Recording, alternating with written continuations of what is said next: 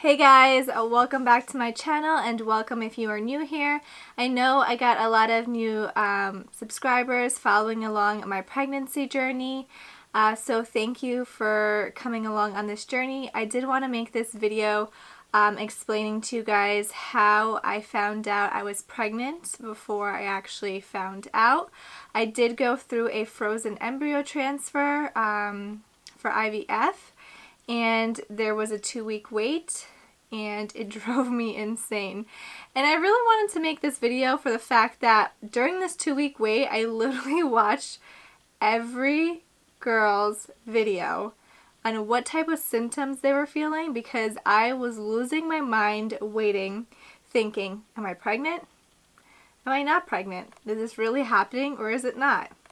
So my frozen embryo transfer did happen on September 17 and I found out on September 28, so it was about 2 weeks, a little bit less. I did have already a 5-day embryo transferred in me. So during this time, honestly, I was watching these videos and I was like, I don't feel any of what these girls are feeling. Like some people were like, oh my god, I feel super dehydrated and super hungry and yada yada yada. And I was like, I don't feel any different besides a few things. So one thing that stood out to me was sore breasts, like my period. And this was tricky because the sore breasts did happen to me before and I thought I was pregnant and then I wasn't. So I don't think you can really take that as a clear indication of being pregnant, but it is a good sign. Let's put it that way. My next thing was being out of breath. As you can tell, I'm out of breath right now.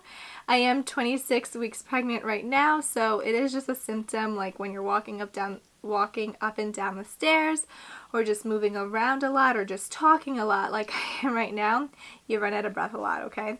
So I remember when I was walking Ollie, which is our Woodle, and I walk him like 3 to 4 times a day, I literally felt like I ran a marathon, okay? I would call my mom or something on my dog walk and I felt like I couldn't breathe. But I tried to, you know, keep it cool because obviously I wasn't going to be like, you know, so out of breath. But I was out of breath in general and I did notice that. The third thing I felt was cramping. And these weren't like regular period cramps. Because normally like when I get my period, I get cramping the day of my period. And then the next day, it just really stops. It's more of like a internal like uterus pain, as if like my insides were gonna fall out. To be honest, that sounds really intense and descriptive, but I'm just being real here. I can't even talk. Just being real here, okay? But the cramping was more of like these little like, I guess like these little sharp pains like throughout, and it happened, you know, like throughout these 2 weeks. It wasn't just one day. I just kept feeling them. So I was like, I think this is implantation. It must be happening. So I was super excited to feel those, even though it wasn't obviously the most comfortable thing. During my 2-week wait too, I didn't do any crazy activity or heavy lifting or exercising. I was told by my doctor to kind of take it easy, to relax. Every doctor is different, so listen to what your doctor tells you to do because they know best, and I guess everyone may have their own procedures. And then the last thing that I could tell you guys, my number 4 symptom, I guess you could say, not really symptom, is just I had this crazy feeling inside that I don't know how to explain it, but I just felt like I was pregnant, and it's like I knew I was pregnant, but I didn't want to put my hopes up because obviously if it was negative, then I would feel a certain way, so I didn't put it in my head that I was 100%. But when I found out, it was so relieving. I don't even know, it was a shock. I was just so happy. It was just such a long journey. I don't want to cry. Why am I crying? I get so emotional. But I just want to say, anyone, I can't do these types of videos. I just get emotional. By the way, I'm just so emotional and hormonal, even just because of pregnancy. My hormones are all over the place. But anyone going through this journey, like, through IUIs, through just figuring out your cycle, through checking your fallopian tubes if they're clean, to going through IVF, to growing eggs and whatnot, I really hope it happens for you too. It's a long journey, but it's totally worth it. Let's just say, even though, you know, going through IVF, there's a lot of ups and downs, which I will talk about in another video, it is totally worth it in the end to get a little miracle growing inside of you. It still doesn't feel real to this day.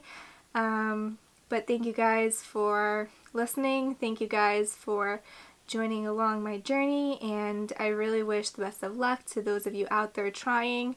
Don't give up hope. Stay positive. And don't compare yourself to anybody else, because honestly, some people have it worse.